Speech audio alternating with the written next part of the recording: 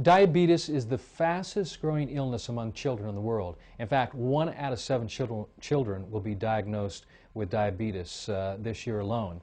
In the United States, there's over 23 million diabetics. That represents 8% of the population. This is truly an epidemic worldwide. It's an epidemic here in the United States. The question is why. I believe it has everything to do with what one is eating, with what one is drinking. Also, even the emotional states of folks can contribute to this one condition, which I believe is caused by an overacidification of the blood and tissues due to an inverted way of living, eating, and thinking. These two types of diabetes, type 1, which is insulin dependent, type 2, which is non-insulin dependent, that deal with the levels of blood sugar, whether they be high or whether they be low, is 100% reversible. I first met the Romans last year.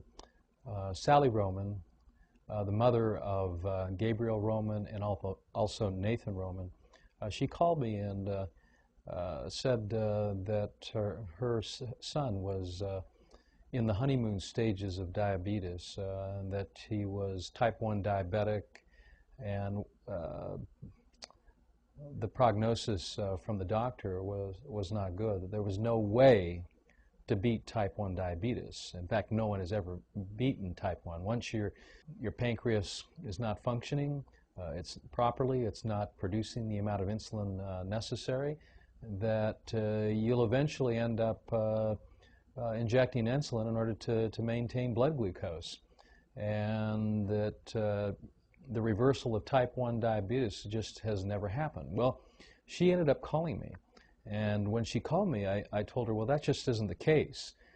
Type 1 diabetes is reversible, and being probably one of the only doctors in the world that has had success with type 1 diabetes, our success rate has been incredible. In fact, those who actually followed my instructions, my lifestyle and eating plan and nutritional program would not only reverse type 1 diabetes, but their energies and all would improve all the symptoms associated with those initial stages of type 1 diabetes, which is fatigue and tiredness and lightheadedness and dizziness, were all associated with symptoms of congestion of the root system or the small bowel of the body. And as I told Sally, I said, Sally, you know, most doctors perceive that type 1 diabetes focal point is with the pancreas and with the high glucose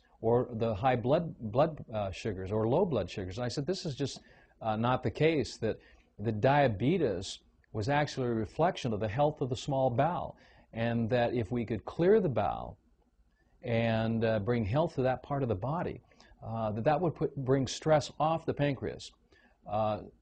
Most folks don't realize that the pancreas, one of its main purposes is not just to provide insulin, but also to provide sodium bicarbonate to help alkalize the food as it comes out of the stomach. So if we could then develop an eating plan that Nathan could embrace, that he had a good chance of reversing this. When I saw Gabriel, you know, he had the typical outward appearances of a type 1 diabetic: underweight, he was tired, he was fatigued, and he just wanted his life back. He wanted more energy. He wanted to feel like other kids. He wanted to be able to go out and play with energy and vigor, and he just didn't have that. And he wanted to do whatever it took to reverse this condition. And I saw that not only in his eyes, but I also felt it in the words that he spoke to as well. And so I knew that he was going to be a great candidate. If anyone was going to beat this, Gabriel was going to beat it. And so we sat down and we talked about his condition. And one of the things I like to ask anyone, and particularly children, what do you eat? And particularly, what did you eat for breakfast? And he started telling me all the acidic foods that he enjoyed, you know, from cereals to dairy products and onward. We talked about this, and I said to him, Gabriel, one of the things that's going to be the most challenging for you to help beat this condition of what I believed was overacidity. They were looking from the perspective of high blood sugars, is to eliminate all of the acidic, the acid contributors in your lifestyle and diet. And one of those, of course, is what you eat and what you drink. So no more soda pops, no more fruit juices for breakfast, no more milk drinks or dairy products, and especially no more animal proteins. No chicken, no beef, no pork, no fish. This diet, this eating plan focuses on building the blood, so everything has to move back to green foods and green drinks. And so we sat down, and I took a drop of blood, capillary blood. I put it on a blood slide. We magnified it up about 20,000 times, and in fact, I've got it right here, and you can see it. As you see the blood, you can see some of the white spots on the red blood cells. When this was the typical marker for diabetes, and I showed Gabriel, I said, this is what red blood cells look like when they begin to break down. They begin to ferment, and as they begin to ferment, their proteins, their fats, and also their sugars are released into the bloodstream. And this is why your blood sugars are going up is because just like a banana, when it ripens, it gets sweeter and sweeter. This is what is happening to you, Gabriel. Your red blood cells are getting sweeter and sweeter and sweeter, and it's releasing blood sugars, and it's going up, and that's, of course, putting more demands on the pancreas.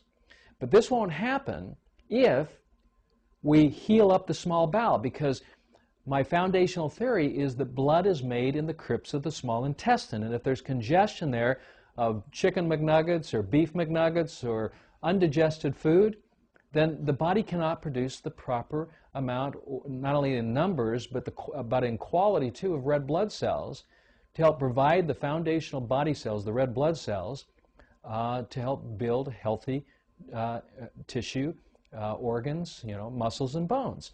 And so this was going to be the focus, and he embraced this immediately, and this was wonderful. And then I showed him, and as you can see right now on the screen, I showed him his dry blood, and I said, Gabriel, these are the patterns that you see in the dry blood. Look to the center. Do you see the dark center? That's undigested food, undigested animal protein. And you see the white areas inside the center?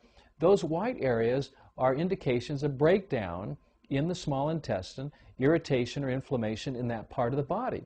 And I said, as that heals, then what will happen is this process of body cells and blood cells breaking down, raising the blood sugar levels, will actually stop, and we'll be able to normalize your blood sugars, and you won't have to be diabetic anymore. And he thought that was just a wonderful thing, and he was so excited that he actually had the hope that all this was actually possible. So he actually took what I shared with him, and of course with the support of his mother and his other family members, they began to start eating like this. And it was amazing what happened. It was immediate.